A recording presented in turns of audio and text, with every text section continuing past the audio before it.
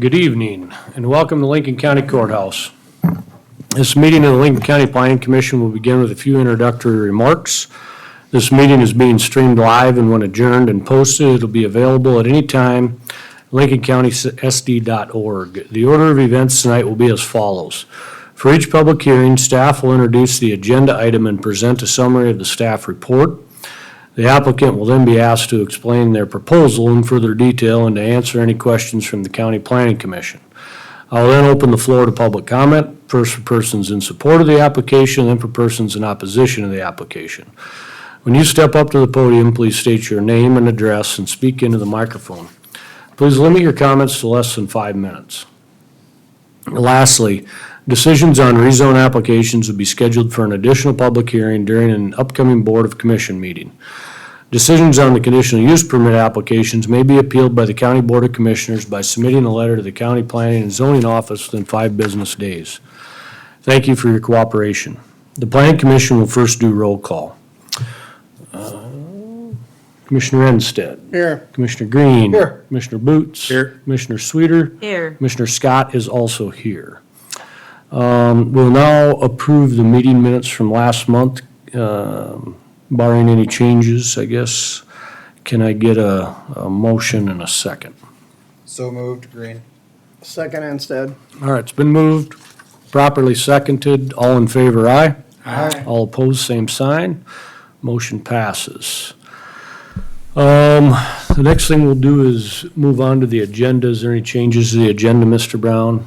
No changes, Mr. Chair. Okay, can we get a motion and a second to approve the meeting agenda? Motion by Boots. Second, Sweeter. Okay, it's been moved, properly seconded. All in favor, aye? Aye. All opposed, same sign. Motion passes. Next thing we'll do is we'll have public input on any items that is not on the agenda. So if there's anybody in attendance that would like to speak on a non-agenda item, please come forward now. Seeing none, we'll close the floor to public comment and we'll move on to our first application. Mr. Brown. Thank you, Mr. Chair. Toby Brown, representing County Planning. This first item for this evening is an application for a conditional use permit.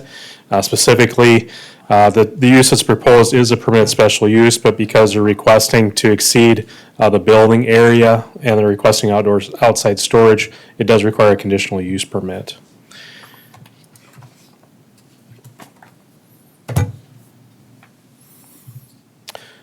Subject property is approximately 5,000 feet to the west of the city of Worthing. This is at the Worthing exit off of Interstate 29. Subject property is Zone C commercial, as you can see, is adjacent properties to the north and to the west. To the south is zoned I-1 light industrial. That was a newer phase of that industrial park. At that time, outdoor storage did require to be in the light industrial district. That's why that area is zoned I-1 light industrial, but the uses that have been developed on those properties are very similar to what the proposed use is. Directly to the east of this would be Interstate 29. Subject property is developed. There is a 12,000 square foot building on the property. There has been 2 conditional use permits issued to the subject property. The first one, I believe, in approximately 2001 was for RV sales and service.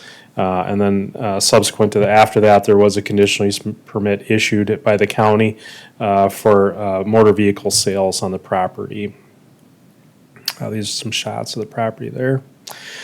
So the applicant did submit an application to our office for a conditional use permit for an auction house on the property. The auction house will have some outdoor storage on the property, primarily equipment that'll be staged, and then also our equipment or property or equipment that will be then picked up after it's been sold at the auction. And so the building on the property, again, is 12,000 square feet. This is a permitted special use, but since the building is over that, we are rolling that into this conditional use permit for the excess of the 10,000 square feet, which is allowed for the permit special use. So we did have some discussions with the applicant. This property was brought to our concern that there was some equipment on the property, and the people didn't know exactly what was going on there. Some of the equipment is farm equipment or that other type of equipment that looks a little out of place if you don't realize that it's an auction type house. And so we did have some discussions with the applicant. Essentially, what was being conducted on the property identified that it is an auction house, that their hours of operation approximately 8 to 5, Monday through Friday with occasional Saturdays. Auction house hosts approximately 3 to 4 main equipment auctions per year and several small real estate auctions per year. They do have auction day parking that we've identified is sufficient for this type of a use. They do have staging areas where they do have equipment that's on site for some period of time, and as I mentioned, that it does get picked up at some point in time too. At this time, they're proposing no additional construction on the property, as well as they're going to propose to utilize what existing driveway access is on the property. Property is quite large, as you saw from the aerial, and I'll scroll down to that again. So it's approximately 10.4 acres in size. There is no real fencing or screening on the property at this time. We did, have some discussions with the applicant, did kick that around to staff, but identified that this is such a large sizable property that we're not going to require really any fencing or screening. But we do identify that there is some concern with the equipment that's on site, so we do want that signed. So essentially, that'll be a condition that we do recommend there with the application. Again, as I mentioned, we did review the application, did have discussions with the applicant, did identify that this application is generally in conformance with what is a permitted special use, which flips to a conditional use. So do recommend approval of this to allow 12,000 square feet of retail sales and trade auction house building space with outdoor storage. Do recommend the 6 conditions that were within the staff report. Primarily the majority of them are pretty much standard ones that we do recommend to staff. Number 2, though, we do, clearly identifies that we do want those staging and storage areas signed. So we do want them to put some identification at those areas so that the public is duly aware of what's going on in those sites. And so there's no concerns with what I'll call nuisance type issues on the property. We did post the property. The applicant did send letter notification within 500 feet of the property. As of this meeting, we did receive 3 letters that we did place before you this evening. Ms. Chair, if you want to read those on the record when you get to that point, all 3 letters are in support of the application. With that, we have to answer questions that you have for staff at this time. Otherwise, the applicant is in attendance this evening. Mr. Brown, so can you just give us a little history how this was brought to your attention, or what the timeline was on how this all kind of went down? I know these guys have been there for a while. Yeah, timeline I think was in the last couple months, I believe, 2-3 months. We did receive a complaint on the property, did do some investigation and go through that process, that they were operating this. But we don't have, beyond that, we don't really have a nuisance violation here. But we do meet with them to bring them into compliance with the zoning part of it, so. So I think one of the things that, we've heard in the past is, or when we've dealt with these in the past, it hasn't been looked upon fondly when something happens, and then they come after the fact and ask for the permitting. So does your office feel like this was something that was just overlooked, and they felt like the existing conditional use permit kind of took care of everything and they just didn't know? Or how do you feel the applicant felt about that or through this process? Yeah, I can't speak directly for the applicant, but what my understanding is that they were aware that the property was zoned commercial. Mm-hmm. And typically, like I've mentioned, they would be allowed to operate there, but they did have outdoor storage and they did have a building that exceeded the 10,000 square feet. Okay. So generally, it is a permitted use or permitted special use within the county zoning regulations, just that they exceeded those 2 things that we have to bring them into compliance with. So. Okay. Mr. Green? Toby, if you scroll down to the recommendations, the only question I have or maybe concern is the ambiguity associated with promptly removed on number 4. And in order to ensure that if there are potential future nuisance complaints, that something has been sitting there. I guess I don't know if there is a standard or what would be considered to make potentially that less ambiguous, to where whether it's 30 days from end of auction or, I think it potentially opens the county up to potential future nuisance complaints with something like promptly removed, which is open to interpretation, right? I guess I don't know what your thoughts are on, kind of how that's written or what could be potentially done to shore that up a little bit for one, so the public knows and as well as the applicant, right? Yeah, I think the auction items, I wouldn't consider that junk. They've sold them, they've got some value there. I think it's the other things that we're concerned about would be like boxes and different types of, whether it be, food truck stuff, and things like that. I think clearly we would, in my mind, I think staff is pretty clear with what we consider to be junk and debris. And the timeline of that is we'd want that removed right away so that we don't have any issues with it, so.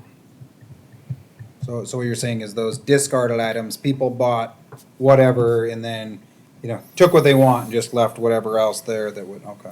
Yeah. And I think they have a plan for that too, and he can allude to more to that, so. Thanks, yep. Toby. Any other questions? Okay, thank you. All right. All right, we'll ask the applicant to come forward.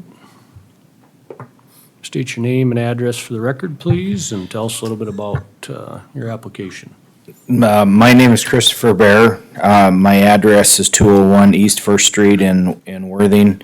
I am the regional manager for Pfeiffer Auction Realty. I manage all of their southern operations, and I'm also a partner in Sioux Falls Auction LLC. And first of all, in coming before the board, I want to apologize about not making the original application for permit. And I'm the guy that's responsible for that, and we bought that property. I made sure that we were zoned correctly, and I flat knew better. I sat on a planning and zoning board before, and I just didn't think about making the permit application. So we apologize.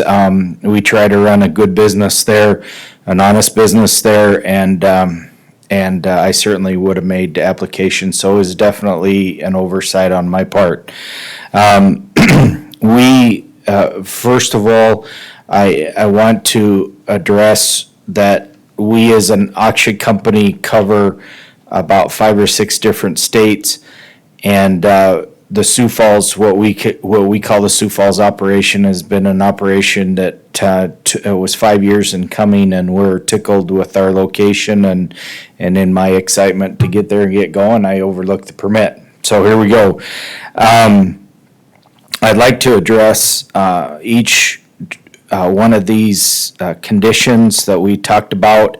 We have 4 major sales a year there, usually a spring auction, early summer, pre-harvest sale, and then another winter sale that's typically the first part of December. We try to work around harvest and planting time and try to stick those 4 auctions in reasonable times of the year. First of all, with the parking, we recognized that when we came there that eventually we would probably outgrow this facility. With a lot of time, usually probably about 10 or 15 years, we'd outgrow it and probably sell it and go down the freeway a little bit further and build a larger facility. But when this property came available for sale, it fit it fit our budget, it fit what we were trying to accomplish. We knew that the parking would be very, very tight and would probably be an issue. Given that was a private road, we knew that we would be taking advantage of our neighbors by parking there for about 4 days out of the year. We'd have to use that road, but in lieu of doing that, whenever we have a sale, we try to have parking lot attendants there to guide and direct the traffic. After the storage area across the street to the west of us got cleared out, we were instrumental in helping that landowner clean out that property. He's kindly allowing us to park in that area over there, and also Billions to the north of us have said that we're more than welcome to use that area to the north of us for parking. We just haven't needed it quite yet. But our intent and my partners and having management responsibility, I've been tasked with doing a 5 to 10 year plan, which is going to be hopefully to develop the grassy area and to provide more of the parking.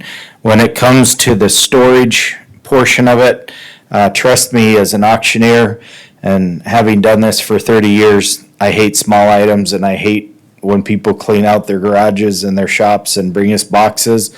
But unfortunately, in the auction business, that comes and we've weighed that very heavily. But when we take those small items, oftentimes that leads us to real estate auctions and to bigger equipment and retirement auctions. So in lieu of doing that, I have an excellent staff that is diligently putting pallets together, making sure that things are not laying on the ground. Occasionally, just like what we had on Sunday, a wind comes through and we get the stuff blown around a little bit. We promptly go out and try to clean it up. I do have two big bins there on the property, the one for recycled metal. When items come in that need to be recycled, why we just go ahead and put it in the recycle bin. We also have a wood bin there that all broken pallets and those type of items are put into the wood bin. And of course, the garbage gets thrown away. Unfortunately, as we start to build for these auctions, sometimes it does look like it gets a little rough looking around there from time to time. But as a businessman, and we really do try hard to keep things cleaned up and lined up. As far as the drainage is concerned, it's in our best interest as well as our neighbors to keep the drainage open. The noise, odor, smoke, dust, the dust, we try to keep it down. I don't like dust inside the building, and so we do our best to try to keep everything down to a minimum there. As far as the signage is concerned, trust me, we don't want to be in the storage business, and I hate it when we have auctions and people don't come pick up their items. But unfortunately, sometimes we have customers, one, that just don't come and pick their items up. We haven't charged any storage fees for people not coming and getting their items, but after 30 days, we do send out a certified letter saying that we're going to dispose of those items. We can't just sell them. An item that we've sold on an auction, if it's considered abandoned, there's a process that we have to go through, which is usually just disposing of it.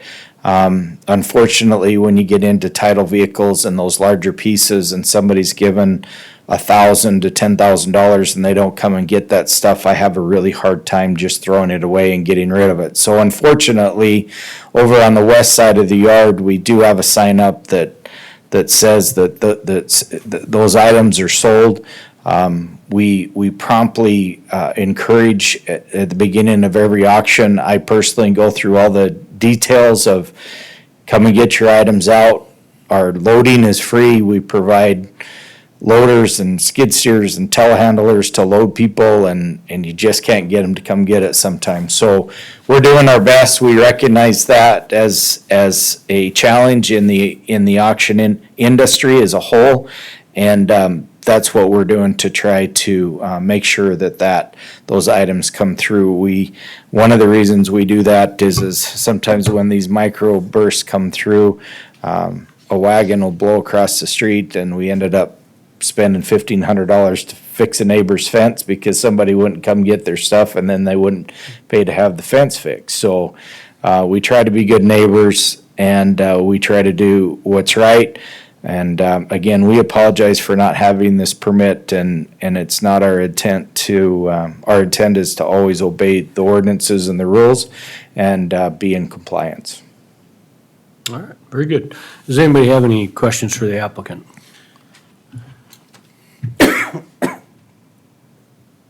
Commissioner Instead? Yeah, no? No, he pretty much Commissioner answered Green? the questions I had. Did he answer your questions? I'm not sure if I missed it. So when you guys initially bought the property, was that 12,000 square foot building on there? Did you guys build it? No, that building was built about 20 years ago. That was the RV building. Yes, sir. So I'm- oh, I'm sorry. No, go ahead. No, so when you guys initially bought that 12,000 square foot building was there, so you guys basically just, when you moved onto that property, then just started using that for, Yeah, there was a lot of cleanup. The facility hadn't been used for 4 or 5 years. And So there was lots of cleanup, lots of painting, lots of work that had to be done both on the inside and the outside. It was a mess, yeah. Okay. And you don't have any issues with the caveat for the signage that Toby had talked about? So on auction day, we try to post no parking, no auction access signs.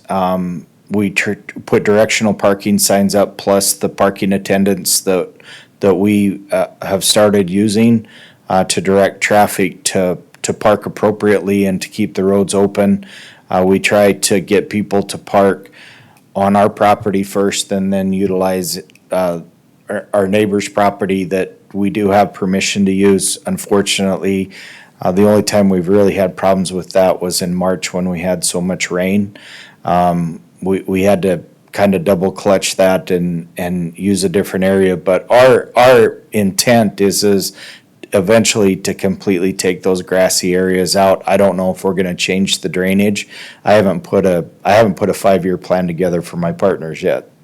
So I'm not really sure how we're gonna develop. We know we're gonna make a few changes on the building eventually, but we needed 5 years of doing auctions and building a client, a customer and a client base before we started making changes, and we're just about there. As far as the signage, you're good with condition 1?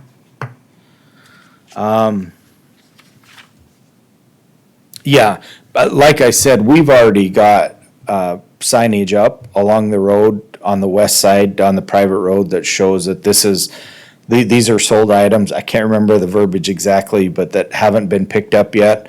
We do that for a couple of reasons. It's easy for guys to get in there and get their stuff out if they come after hours.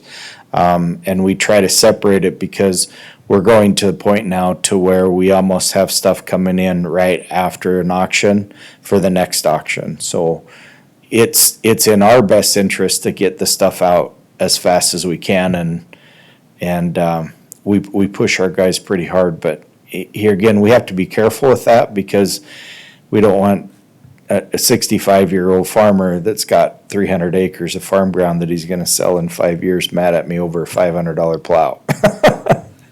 And so, Any other questions for the applicant?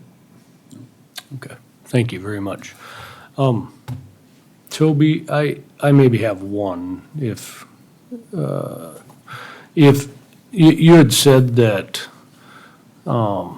he was out of compliance with the oversized building, but if that was already existing and was already there and already had a conditional use permit to it, why is it out of compliance?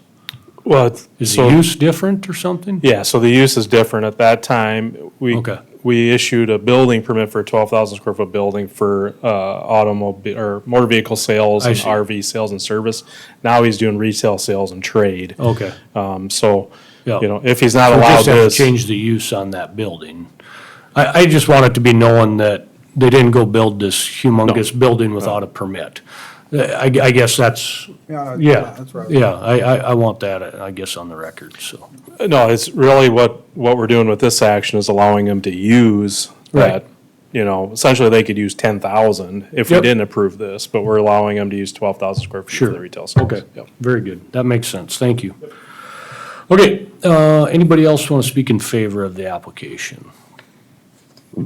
Yeah, come on forward. State your name and address for the record, please. My name is Mike Fellmeyer. I own Agile Manufacturing. I'm at 28022. I am the property immediately to the south of him. He and I share a common lot line over there. I watched the property for a number of years kind of slowly degrade over time when Joe moved the RV store out. When these guys showed up, there was a clear and obvious plan to clean the area up. They spent they spent a bunch of money cleaning the yard up, doing new hard surfacing in there, generally cleaning the area up. At the end of the day, his business is a service business, like he says. He's selling somebody else's stuff on their behalf on his property. He needs to make those people's stuff look as good as he possibly can, otherwise they won't entrust him to sell it. So he has a vested interest in keeping the yard clean, as well as the people that he has working for him. I've had numerous encounters with them. They're intelligent, they know what they can do, they know what they can't do. They work really well. I've not jokingly said it, but seriously said it to him in the past. He's a much better neighbor than I am. We had a situation here not too long ago where his security cameras are pointed at me, my security cameras are pointed at him, and we helped the Lincoln County Sheriff's Office resolve a situation that we had out there by working together to get it done. And so, and then just the way they take care of the property, I find it to be more than satisfactory, and I have no concerns whatsoever just because of their business model, that they won't continue to do it in the past. So I'm here to voice support. I'd hate to lose him over a permit, so. Very good. Thank you. Seeing no one else in attendance, unless you'd like to come up and speak in favor again, I'll read the 3 emails into record that everybody has in front of them. So, in no particular order, just how they were stacked here. Monday, July 15th, from Melissa Nordman, to whom it may concern, this is Melissa Nordman, one of the owners of Bulte's Sunrise. I won't be able to make the planning meeting tonight, but wanted to let you know that Pfeiffer's Auction has been our neighbor for 3 years, and we have never had an issue. We have no problem with you permitting an on-site auction with outdoor storage. Thank you. Melissa Norman, owner, office manager, Bulte's Sunrise. The second one, to whom it may concern, this is Terry Bolte, one of the owners of Bulte's Sunrise Sanitary Services, Inc., in Worthing, South Dakota. I am unable to attend the planning and zoning hearing tonight. Pfeiffer's Auction and Realty is our neighbor, and we do not have any issues with them getting a permit to have auctions and having outdoor storage out on this lot. Thank you. Terry Bolte, owner, driver, Bulte's Sunrise Sanitary Services, Inc., Worthing, South Dakota. And then we've got one here from Brian Person, I-29 Storage, Worthing, South Dakota. Said, I would just like to offer my recommendation to approve the permit for outdoor storage for Pfeiffer's Auction and Chris Bear. They are wonderful neighbors and keep a very neat and clean operation. So those are the 3. With that, I'll close the floor to comments in favor and open the floor if there would happen to be anybody that would like to speak in opposition to the application. Seeing none, we'll close the floor to public comment and entertain a motion for approval. So move with the 6 conditions listed in the staff report. Green. Second instead. All right, it's been moved, properly seconded. Any comments, discussion? I guess we can just start with Commissioner Instead. No, I don't have anything to add. Commissioner Green? I would have a question for staff if Sure. we could entertain it. Absolutely. Toby, do you know, understanding this came to your attention through a complaint, do we know if, based on the complainant, if they would have received notice that this was happening tonight, if they were in the area that would have been posted, or if they were outside of that and would not have been notified of this? No, I believe the complainant was someone who was gonna purchase a lot in the development to the south. And so they were just inquiring about it, essentially. And the real issue at that time is their pickup area was adjacent to the road, to the, what I'll call the private road that runs through the development there. And I mean, if you did drive out there at the time, it was confusing to essentially, so again, staff will work with the applicant, but we clearly want to identify that's property to be picked up so that people know what it clearly is. Yeah. Because it's happening after the fact, typically if it's an auction, you'd be able to realize that, but, so we'll work with the applicant on that part of it, but yeah, that was the concern I have, but we haven't heard from that person again since, so. All right. Thanks, Toby. Very good. Thank you. Thank you. No, I think based on what I've heard, I think I'm satisfied. I think I'll be in support of it. The neighbors like it. The neighbors speak very highly of you, sir. So, yeah, I think, buying a property that happens to have a 12,000 square foot building on it, rather than, initially not knowing if you thought they would have built a 12,000 square foot anyway. I just, so, yeah, I'll be in support of it. Okay. Commissioner Boots? I don't have anything more to add. I mean, it looks like he's got the support of everybody out there, so I will be in support also. Okay, Commissioner Sweeter? I will be in support of it, driving by it very often, and being in Lynn Township, I think it looks like a well-run business, and when they have their auctions, yes, there is a lot of equipment around, but that's their business. So I will be in support of it. All right, very good. Just a few comments from me. Yeah, I echo everybody's comments. I think that I've been by it a lot of times. It's a well-run place. It's clean. It's presentable. It looks nice. This is new to me. I didn't realize that we had to have a special conditional use to do some of these things.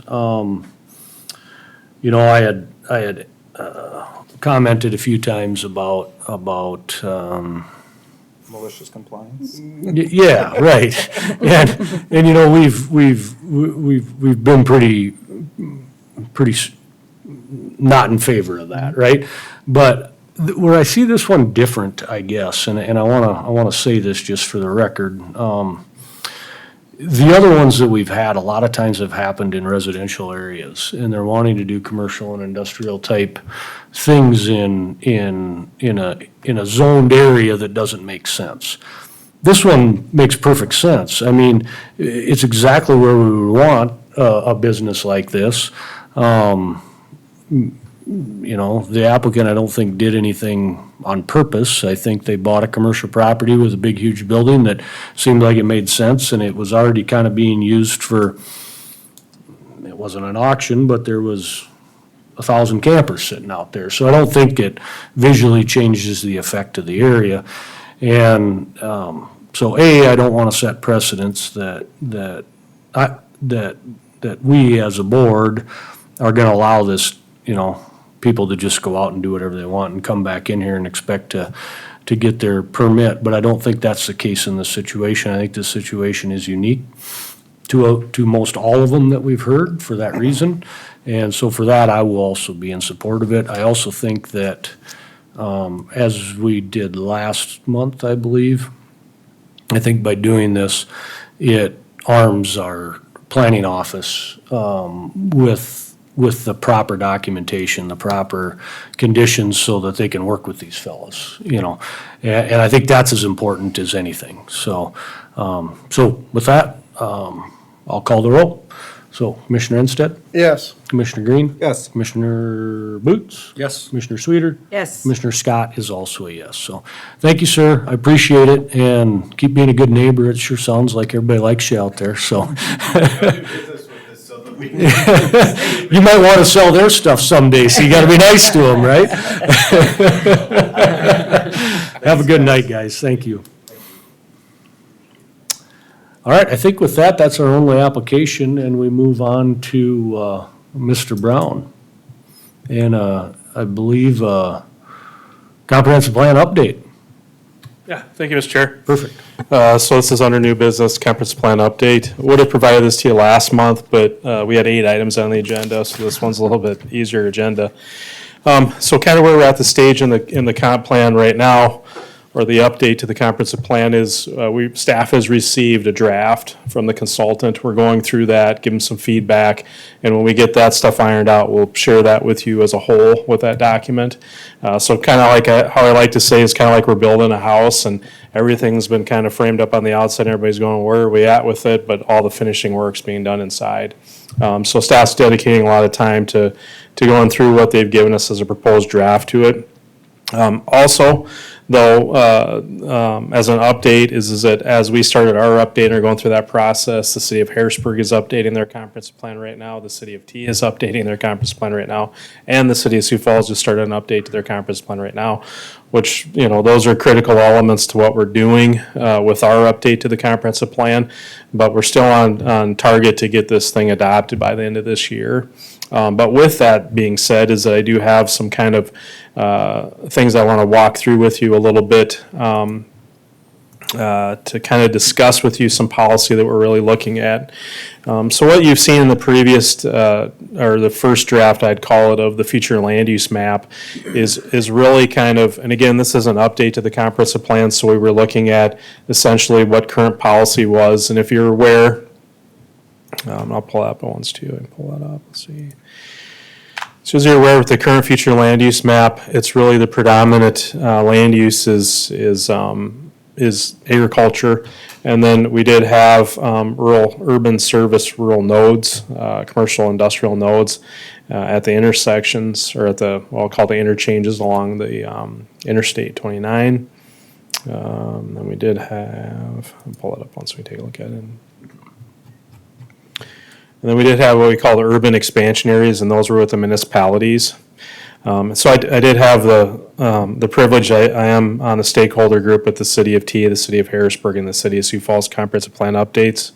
So I'm getting some firsthand knowledge to kind of the issues that they're going through and what they're looking at for development wise, and for future land use wise. And I'll scroll there quick. And so, as I've mentioned to you before, is that this current future land use map that we utilize, this does have urban expansion areas. And at the time in 2005, and then I think when this was updated in 2011, the county utilized the city's growth areas at that time to establish the urban expansion area. The challenge that we've had in the comprehensive plan is that the urban expansion area was never really clear if that was a no area or if that was work with the cities and go through that process. And so as I'm working through the process with the cities and then going back to looking at some of the feedback that we received in our own comprehensive plan update, the number one things I mentioned before that we heard from the public is that they wanted more coordination, communication with the municipalities. And so there's formal and there's informal ways to do that, and that's what we're working through with the comprehensive plan update right now. But as you're aware, is that we do have, I'm going to say a significant number of land use applications we have are within this, what I'll call kind of urban expansion area / development / joint jurisdictional area with the city of Sioux Falls. And a lot of that development is we do work with the municipalities. However, they don't have any real, what I'll call skin in the game as this part of it. They don't have a yes, no, up, down vote associated with it. City of Sioux Falls does through the joint jurisdictional process, but Tea and Harrisburg do not. As we're working with Tea and Harrisburg, they're looking at fully utilizing their platting subdivision authority. So state law, as you're aware, allows municipalities to go 3 miles outside of their municipal limits, but it has to be equidistant from another municipality unless they have an agreement with it to establish it. And so with that, you're going to see, and I think I've talked to you guys about this before, is that really in the county we're seeing kind of 3 patterns of growth. What I'll call north of 116 here, we're seeing that rapidly urbanizing. I mean, you see that in the applications that you receive. You see that in the communities. The city of Harrisburg is one of the fastest growing municipalities in the state of South Dakota. And then we have 116, what I'll call all the way down to Highway 18, and I'll call this the second part of Highway 18 here. But those communities are experiencing what I'll call moderate growth. Just outside of the municipalities, we haven't really seen a huge pressure for development in that particular area as far as applications. Kind of scattered and spotty with it. And then what I'll call south of 18, we really haven't seen any development pressure. That's primarily a lot of ag development in the area. And as you are aware, is that with the setbacks that we have for livestock development, that's primarily the only area south of 18 that would meet those type of setbacks for that. So we do see a lot of that being continuing to be future agricultural. The middle portion there, again, as you can see from even their growth areas, they don't anticipate significant growth outside the municipalities. And again, we don't see the pressure that we have in those other areas. But in saying that, as you're aware, the draft that we had showed you before with the future land use map, we took away the urban expansion areas. And really kind of the idea there is to kind of maybe more work with the municipalities to do joint jurisdiction in those areas. What I've been reminded with the joint jurisdiction we have with the city of Sioux Falls is it takes a long time to get us to that point. Back when the city of Sioux Falls and Lincoln County engaged in joint jurisdiction, it was 6 years from start to finish. And throughout that time, there was quite a bit of dialogue and conversations. And then there's always this underlying, is the representation in the rural area with the cities, and there's some issues that are there. And so one of the things that we've talked about is that, and looking at essentially where we're looking at with, and I'm going to go south or north of that 116 area, is that it would be naive of us to say that in the next 20 years is what really want this comprehensive plan to be, or a 2050 plan. And I realize the math isn't there, but just rounding it to it. It'd be naive of us to say that we're not going to have pressure for development in those areas, and how are we going to deal with it? And so we need to put ourselves in a position where there's going to be pressure for growth. The cities are going to have growth. And we need to make sure that those people in that surrounding area anticipate what that's going to be. And so one of the ideas that we've identified is that, and again, I'll ramble on this a little bit more, but really, future land use maps is the most critical part of the comprehensive plan. It's really what guides development. It allows us to work with landowners for them to identify what the future development of land use is going to be. The challenge with a county future land use map is this idea that we're guiding everything towards the municipalities preserving agricultural land. I think that generally makes sense in a county, except in Lincoln County and the north part of the county. I think that it's challenging to say that, we're going to preserve area in that area, or preserve ag in that area north of 116. It's going to be difficult. The conversion, the value of the property, the development potential, the closeness to the urban area, and when I say urban area, it's Sioux Falls, T, and Harrisburg. So one of the ideas we've kicked around is to really identify that area based on what T and Harrisburg, and we'll throw Sioux Falls out of this because we have a joint jurisdiction agreement with them, but really to work with those two municipalities to identify a future land use area, a growth area for that area there. And so I think that allows us to do two things. One, and then through the policy, we would really make it a planned growth. So the challenge is that when we get development requests or applications, are we working directly with the municipality the way we should to make sure that it's annexable, to make sure that the infrastructure meets the potential requirements of the city, to make sure the land use does. I know we just went through an application on the Harrisburg T exit to the south there on 110. And there was quite a bit of dialogue from the city about we support the zoning, we don't support the land use part of it. And so, and that makes it challenging for staff, for the county to work with applicants to identify, what do we want to see there, how do we want to work there. And ultimately, really future land use map, what we want it to convey is here, not there. Like, this is where we want you, but we don't want you here, right?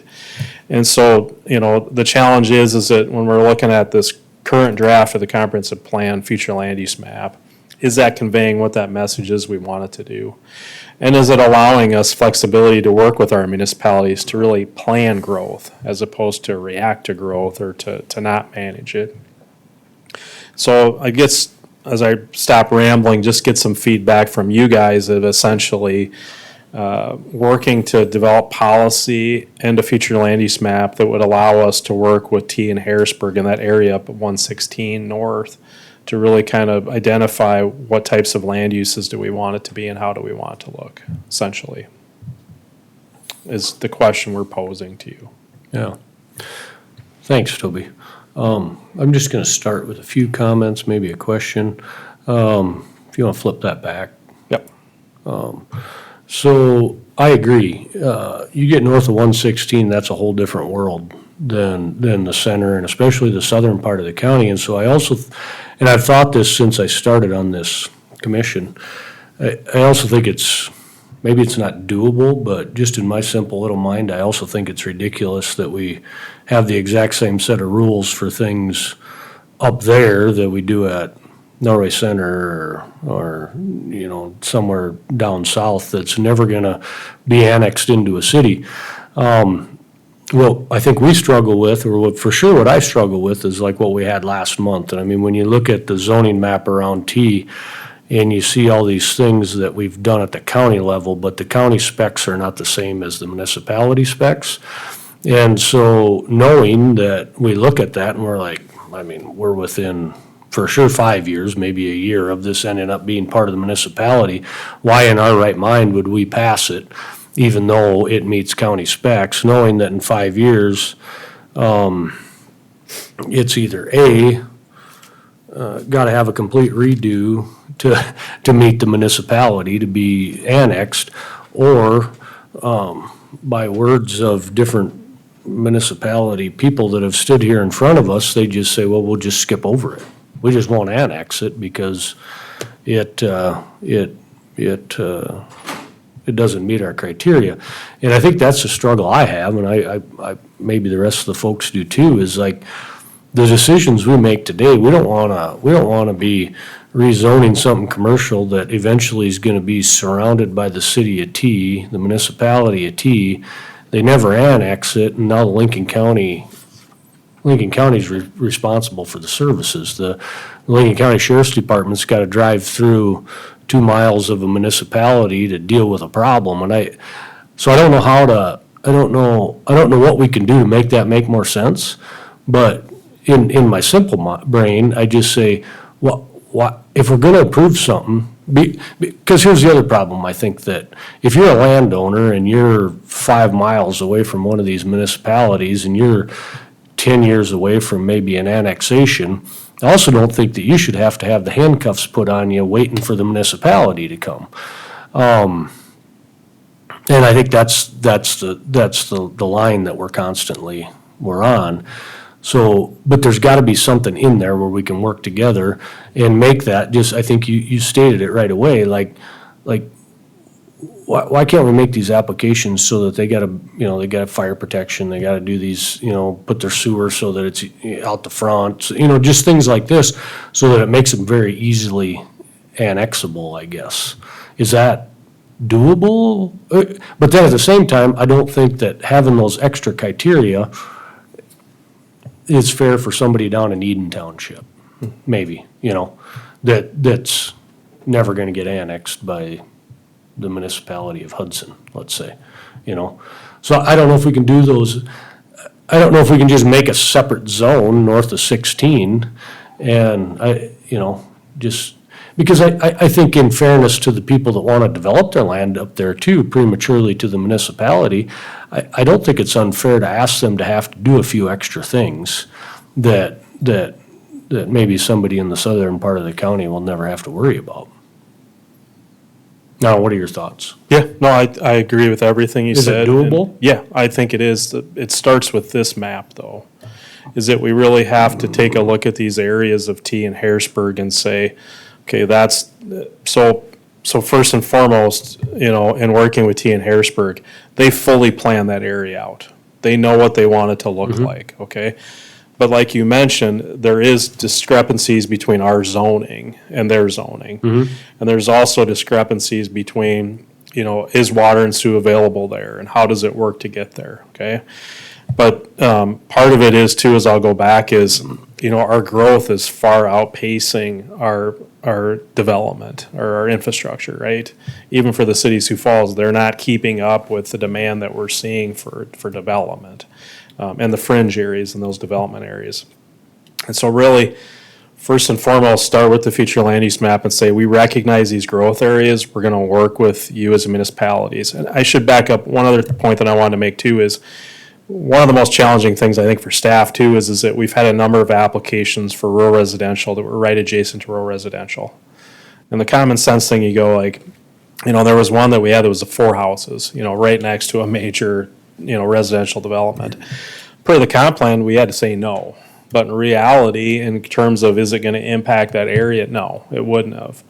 But that's why we also need to look at this and say, okay, But I there's, also think, and I know what one you're talking about, I also think that the way the land use map looks today, I think the precedence that one sets, if we would've did that, is, okay, Mr. Resident in Highland Township, if you've only got 1 building eligibility and you want 4, then what's the difference? Whereas if you take that area north of 116 and shade that different and call it something completely different Yep. and say that, hey, we can do this in this area, because that makes sense, right?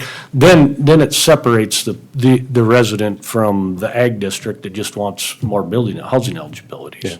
And we have to separate that somehow, because otherwise that's the precedence we would have set on that deal. Yep, yeah. But that's why we changed the policy through this part of it, and we address it, and So is that possible to Yeah. make this area a different color, call it something different? Yep. And have just kind of maybe some different sets of rules in there that make some sense? yeah, and with your permission, I think that's where we'll go with the draft.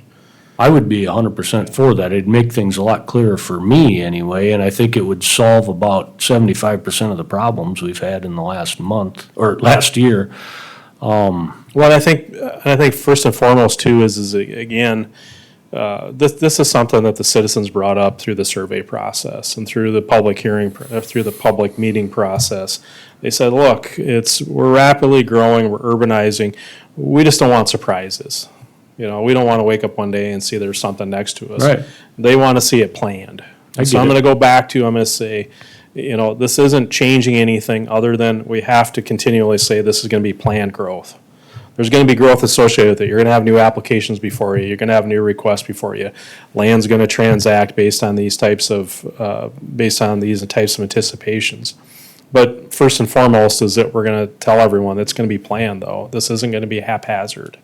We're going to make sure that we work with the city of T and Harrisburg to make sure that we're following what their guidelines are so that we have good development. And there's ways you can do it. You can do pre-annexation agreements, and we can go through all that stuff through policy and things like that. That'd be great. The concern too is that, in Lincoln County right now, we have 2 zoning ordinances. And I know we only talk about the one on Wednesday nights when we have it with Joint Sioux Falls, and we only talk about this one when we do you on Monday night. But, to think of the fact that we're going to get joint jurisdiction with T and Harrisburg and Lennox and Worthing and Canton, you're going to have multiple zoning ordinances, which is confusing for the public as it is too. For instance, the application that you had tonight, that's a completely different application in the joint jurisdictional area. And so we also need to, as we're talking about this tonight, I think staff was also starting to recognize too, it's like, well, what if, within 2 miles, we're gonna have 4 different zoning ordinances. That's not gonna be feasible. It's not gonna work. There's gonna be conflict and problems with that. And each of those would be different, in a way. So this really looks at our future land use for the county, and really kind of identifies that those areas north of 116 that are clearly going to be development areas, that the city of T and Harrisburg have identified those development areas. We just want to work with them and make sure that landowners have feasibility, that they don't have to wait the 20, 25 years for infrastructure to get there, that they can work through. But that also has to work for the county, and it also has to work for those municipalities. And again, when you look at that area up there and you drive around that area, whether you look at Lake Elvin, the development that's around there, you look at the Spring Creek Golf Course, the development that's around there, we're going to anticipate that there's going to be continue that type of development that's going to be in those areas. And that's what those landowners want in those areas too. They don't want any surprises coming at them. So really what we're looking at is, this is going to be the big thing that we're going to, when you say what's changed or what are we looking at, I think you're going to say, well, the county's looking at these areas and saying we want more planned growth. Yeah. That we know there's going to be growth, we want growth, but it's got to be planned. But the other thing I think we have to be careful of with that as well is, so say we open the doors and let that happen, that's fine, but that also stresses county highway department, the county sheriff's department, so on and so forth. And I don't think it would be fair then for the residents in the southern part of the county that aren't using those services to have to pay for them. So I think then we would have to look at a taxing system as well, that if you're in a rural residential area north of 116, you might have to pay an extra service tax, and that's a commissioner thing, but I sure think it's something we have to talk about, because I think right now, a lot of the services are getting deployed in the northern part of the county, but the balance of the county residents are paying for stuff they're never using, right? And I think that's the other thing that doesn't get talked about at the commissioner level. They just talk about growth and all these people want to live out live outside the municipality, want to live around Lake Elvin, and that's great. But you gotta pay for it somehow. Yeah, you know, and currently, I don't think there's a different assessment for those types of properties than there is, say, one at, 10 miles south of Worthing. Yeah, that's a great question, and I'd answer it this way, is that, and I'll refer to the rural water systems. The rural water systems in Lincoln County are very valuable. They provide a service that doesn't exist, right? But they're struggling with is, where do you want us to go, though? Every time they run a pipe, it's thousands, hundreds of thousands of dollars. So I think with us guiding them, that this is where we're going, this is where we're growing right here. And then the second part of that is, I think with this new mindset that we're gonna have a growth area in the county, I think that we're also gonna then recognize that we're gonna have impact fees. So like our municipalities have around us, the county's never really engaged in growth because our policy has always been to, guide towards municipalities and preserve ag. But when we're looking at that area north of 116, I think clearly we can identify that there's growth areas. And so then we can clearly identify that we need to have impact fees, much like City of Sioux Falls and those communities charge. Which are what? So essentially development fees. So the money that would be utilized for roads, law enforcement, those different types of things that be associated with it, so, That'd be great. yeah, yep. So not a Sorry, separate taxing system. I yeah. keep interrupting Mr. Green, he's Yeah. got some. I just have one. And I think a simple one, but one that, I think helps to clarify some of this. So can you walk through, whether it's T or Harrisburg, really what that annexation process looks like? Because what we see oftentimes, and looking at the map that's up, Harrisburg, there's the urban expansion area and this big red square, and then to the west of it, there's, the municipality area, right? So can you kind of talk through what the annexation process looks like for these areas, and does the county have a say if they're annexing, or how does that process work? Yeah, no, great question. So in South Dakota, there's two forms of annexation. There's voluntary, which is petitioned annexation. So if I'm adjacent to municipality, contiguous to municipality, I can petition that municipality to annex. And so, and then there's a second form of annexation in state law, which is involuntary annexation, or what they call an annexation study. So the only one that the city of Sioux Falls, they pass some form of a motion or an action that they don't do involuntary annexations. And so they typically, when you see those pockets that the city of Sioux Falls has, or a lot of those areas, that you hear it from them saying like, oh, those properties will never annex into the city, we'll just jump over them. That's really a policy on their part. But what I would say, though, is that the city of T and Harrisburg have not done that policy, but they've also never exercised it, really, in my opinion. But let me also be clear that something that I hear all the time is that it's more costly to develop in the city than it is in the rural area in the county, and that's just not true. I mean, we deal with it firsthand every day. It's more expensive to build in the county. And I say that in a way that, like, the land cost might be cheaper.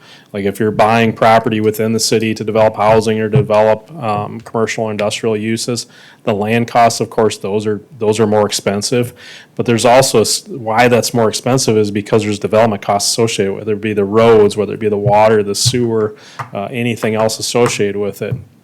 In the county, we don't have those, what I'll call land development costs, so the land's a little bit cheaper. But the development costs are not cheaper. The cost to develop an on-site wastewater system is continually skyrocketing in the county. For a basic, trench type system, it's a $20,000 expense. And we're doing ones on the west side of T that are upwards in the $50,000 to $60,000. And then beyond that is that you don't have the services in the rural area that you do in the cities. And so since you don't have that what I'll call fire suppression capacity, so rural waters don't traditionally have their system for fire suppression. And that's a little bit different than saying fire hydrants. So you'll do see fire hydrants in some of our developments on the rural area, but they don't have that fire suppression capacity in most rural water systems. There are areas, especially in that growth area, where the rural waters are developing that. But if you don't have that, and we've had a number of properties over the years that have not had that, and so we do require, if they do require sprinkling in the building, they do have to have some type of a storage tank on the property, and that's very expensive. I mean, it's beyond what it would cost you to just develop in the city and hook up to a pipe and things like that. It also, not only is it expensive, but it also takes away a little bit of the property. And then the other part about it is most of our commercial industrial properties, they're utilizing a holding tank for their wastewater treatment, or not treatment, but it's just holding tank. Some of those in some of our areas are pumping those once a day. That's very expensive. And a holding tank, depending on how many people are utilizing it and what the uses are. So beyond that, I think there's a misnomer that it's cheaper to build in the county than it is in the city. I don't know, I rambled on Then about that why part do of it, people, so. why do we continue to get requests then?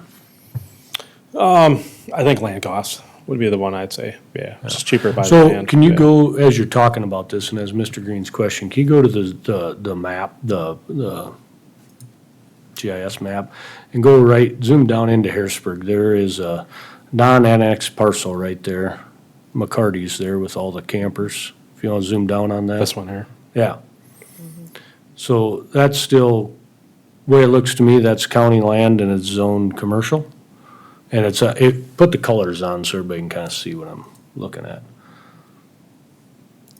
So like if, yeah, well, the one I got, Harrisburg's yellow, but anyway. Like if there was a problem there, that would be a responsibility of the Lincoln County Sheriff, correct? Yes, yeah. Mm-hmm.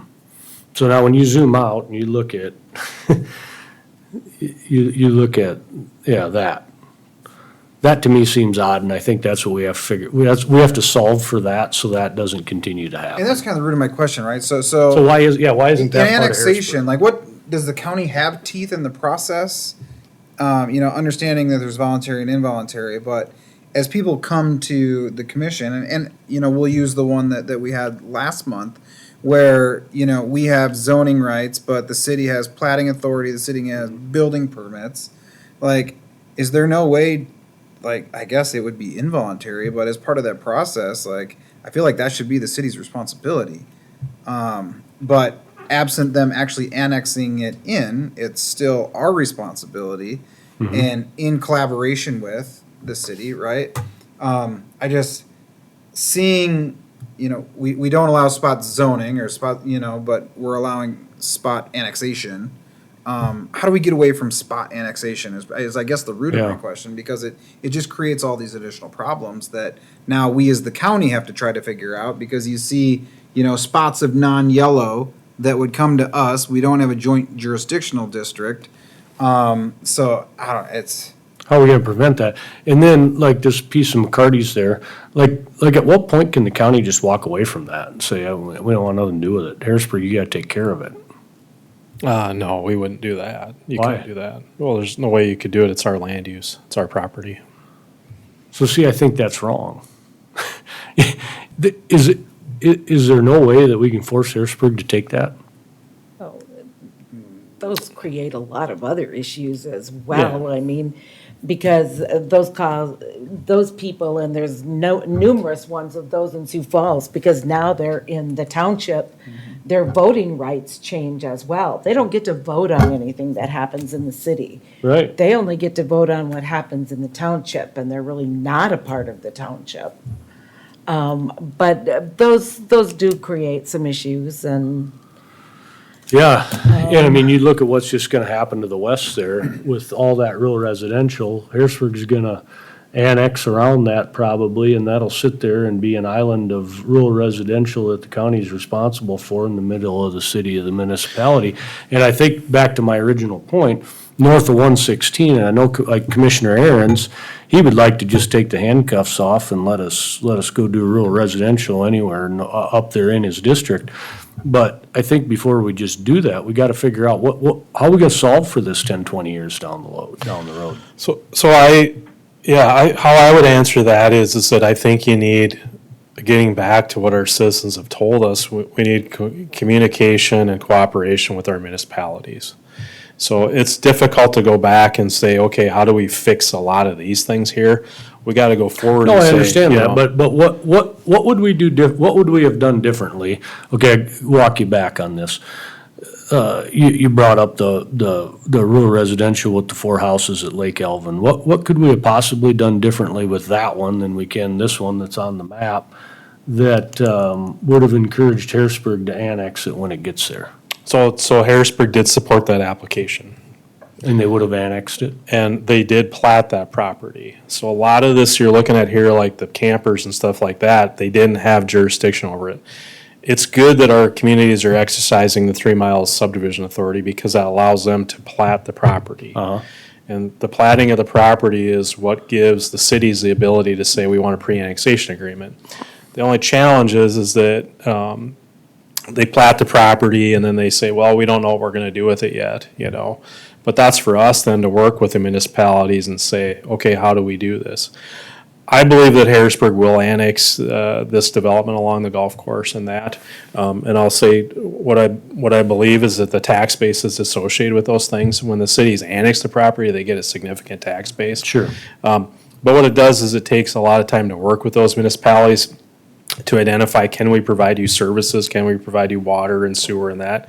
So what I'm more concerned about is not so much, you know, is these islands out there. What I'm more concerned about is these property owners, especially like this area here.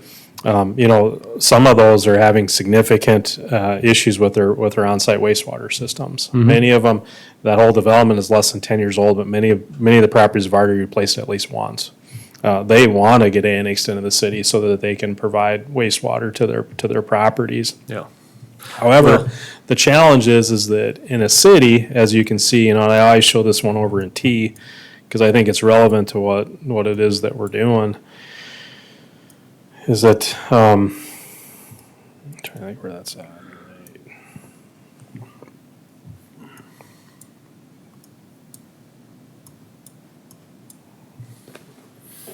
So in the county, we require, you know, if you develop a single-family dwelling, it has to be on an acre of property.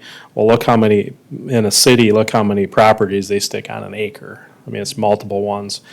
So what the concern is that we need to also work with these applicants to make sure that when they're developing residential specifically, is that we call it in planning world, we call it ghost platting. So in Lincoln County, typically what happens is when they build the house on the 1 acre, they stick it right in the middle of the property. And so then when the city gets there to annex the in, you're kind of stuck. I mean, there's not much you can do. But if you ghost plat it and you put the house more in an area where then I can subdivide it when the city gets there and put 2 other houses there, that allows those property owners then to sell off those 2 lots so that they can pay the cost to hook up connection fees and stuff like that. So there's things that we know Makes now sense. that we can work with. But in order to do that, we need a plan first that tells us, okay, this is where we want you to do that. Well, I This think is how we that's, wanna work and I with think you. that's all we're telling you, Toby, and I understand that the mistakes of the past probably can't be corrected, right? But we're just, they're there and we're gonna have to work from them. I think what we're saying, or what I'm saying specifically, is whatever we do going forward, let's just make sure that that doesn't continue to happen. And I mean, that's your world, you know, I'm not an expert on it, you're the expert. And we trust that if you feel that there is a process, that you can work with the municipalities so that we can make this plan development work so that when they get there, they can all work together and everything can fill in nicely. I'm personally 100% in support of that, and I think the rest of the folks would be too, if not.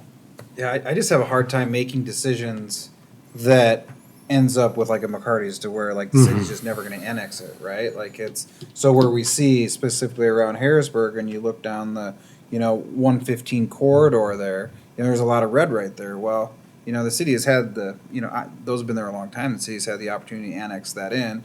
I'm assuming there's reasons why, whether they've not petitioned to be annexed in or whatever.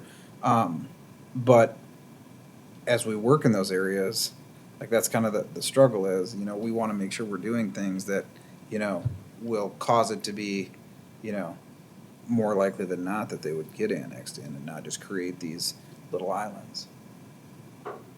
And I think that's where you guys are talking about and working together. You can't fix what has happened, but again, as sitting on T City Council for 10 years, we never used forced annexation and nobody does because that's you know. Pisses people off. Yeah, it's very irritating. Mm-hmm. Because then all of a sudden they're having to change if the water ain't out the front, Mm-hmm. all these other things, where if we're working together, so that happens because, you know, the area out there by the airport, Hagedorn Edition, they petitioned in. And I think, you know, there's that other little red spot up there where Napa and all them are at. I think maybe someday, maybe they will, but I'm pretty sure that the city would like to have them in, but until they petition to come in, I don't see that happening, just like Toby talked about the spots in Sioux Falls, and he's just up the T. Ellis Road, that small area and stuff, and you've talked about McCarty, that little spot, they'll probably never petition to be in town, and Harrisburg is put in a spot. Do we force them into town? Again, just like you said, it irritates the owners, but looking forward, if can work with the cities and have something official versus kind of the unofficial thing where everybody can be on the same page, so when it's time to annex into town, those people aren't looking at tens to $100,000 to get ready to annex in. It's like, we're ready, yeah, it's gonna cost some dollars, but we're gonna all of a sudden be able to use the city resources. That I think that's just the way to go to make sure we're all operating hand in hand, because you're correct. There is definitely a line in the county. There's North Lincoln and South Lincoln, and we just gotta look at it a whole different way when we get across that line Yep. going north. The other option is, we just direct all that development to Minnehaha County. Or wait, they won't let this happen, will they? You'd be surprised what they're discussing now. Maybe what they're discussing, but they currently haven't been. They're updating their comprehensive plan now too. And I Okay. think that, and again, I'm gonna say this, is that there's a demand, and it'd be naive of us, and I started this out, it'd be naive of us to say that we're not gonna get pressure for development in these areas. Because people wanna live out in the rural area. People wanna start businesses out in the rural area. Yeah. And a lot of that is because it's just land availability and those different types of things. I mean, But- you know. But so currently, it's not doable in Minnehaha County. portions Rural of- residential. New rural residential, to my knowledge. They haven't done it Correct. yet, yeah. But And do you know why? Do they give reasons why? well, I mean, they're going through the same discussions right now. Yeah. So that's the other side of it, is that I don't think it's unfair of us to be cautious when our exact same next door neighbor is dealing with the exact same things and they're being very cautious. So it also might explain why there's so much demand in Lincoln County, because it's not doable currently to the north. And so I think that we have to be cautious. But I like Toby's plan. I think that's a compromisable solution. If you can work with Harrisburg, T, Sioux Falls, and come up with a plan that they would allow us to do premature or pre-municipality development, and then when the municipality gets there, it would just be seamless, I think that'd be great. Yeah, I think, you know, and I'll speak as staff, is that T and Harrisburg want to find a way that we have planned growth. And I think if anything comes out of this, is that, you know, we got to get away from this, what I'll call just chunks here and there. Yeah.